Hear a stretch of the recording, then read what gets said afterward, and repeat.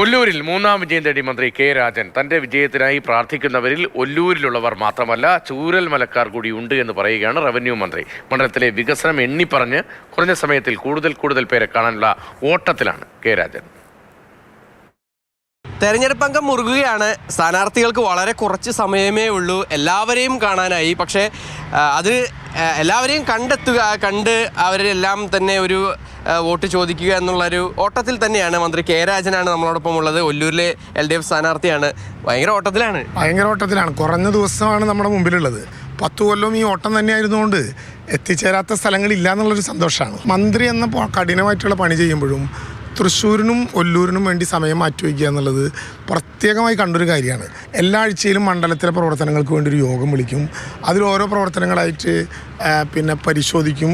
ഒല്ലൂരിൽ ഒരു വർക്കിനും മന്ത്രി ആയതുകൊണ്ട് ഒരു കുറവുണ്ടായിട്ടില്ല, കൂടുതലായിട്ടേ ഉള്ളൂ. രണ്ടാം പിണറായി സർക്കാർ വന്നപ്പോൾ രണ്ടാം രാജൻ, അതായത് നമ്മുടെ ഒല്ലൂര്, അതുപോലെ തന്നെ 3.0 വരുമെന്നുള്ളൊരു ആത്മവിശ്വാസത്തോടുകൂടി LDF മുന്നേറുമ്പോൾ ഇവിടെയും 3.0 തന്നെയാണ്. ജനങ്ങളുടെ ജീവിത പ്രശ്നങ്ങളുമായി ബന്ധപ്പെട്ട് ഇടതുപക്ഷ ജനാധിപത്യ മുന്നണിയുടെ ഗവൺമെൻറ്റും നമ്മുടെ ജനപ്രതിനിധികളൊക്കെ വ്യക്തിപരമായി ചെയ്ത സേവനങ്ങൾ മാത്രം കൂട്ടിവെച്ചാൽ മൂന്നാമത് ഒരു സാധ്യതയ്ക്ക് ഒരു തർക്കവുമില്ലാത്ത വിധത്തിൽ പ്ലസ് ഉണ്ടാവും.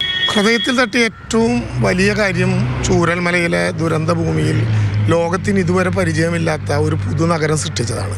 ഭൂമി കൊടുക്കുമ്പോഴുണ്ടാകുന്ന ഒരു ആനന്ദ കണ്ണീർ ഹൃദയത്തിൽ തട്ടുന്ന നനവാണ് ഉണ്ടാക്കുന്നത്. സത്യത്തിൽ അവരുടെ പ്രയാസങ്ങളും പ്രതിബന്ധങ്ങളും ഇപ്പോൾ വിജയത്തിൻ്റെ ആഹ്ലാദത്തിലും സന്തോഷത്തിലും അല്ല, അവരുടെ ഓരോ കുടുംബവുമായി വ്യക്തിപരമായി പല വിധത്തിലുള്ള ആത്മബന്ധം ചുരുങ്ങിയ ഒരു വർഷത്തിലേറെ കാലമായിട്ട് ഉണ്ടാക്കിയിട്ടുണ്ട്. ഇനിയും അവരുടെ ഒരുപാട് കാര്യങ്ങൾ നിർവഹിക്കാനുണ്ട്.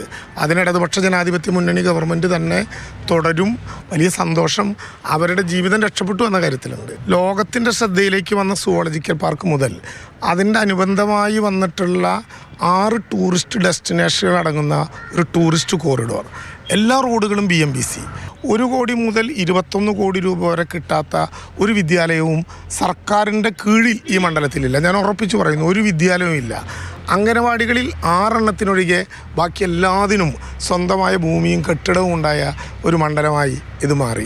ശ്രീധരി പാലം പോലെ, നെടുപുഴ ഓവർബ്രിഡ്ജ് പോലെ, പുത്തൂരിലെ സമാന്തര പാലം പോലെ റോഡുകളോടൊപ്പം പാലങ്ങളും.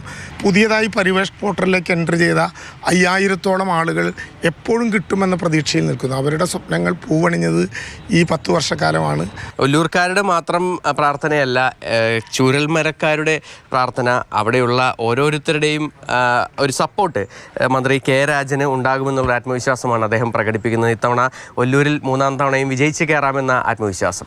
സുജി പട്ടാമിക്കൊപ്പം MS ലിഷോയ്, മാതൃഭൂമി ന്യൂസ്, തൃശ്ശൂർ.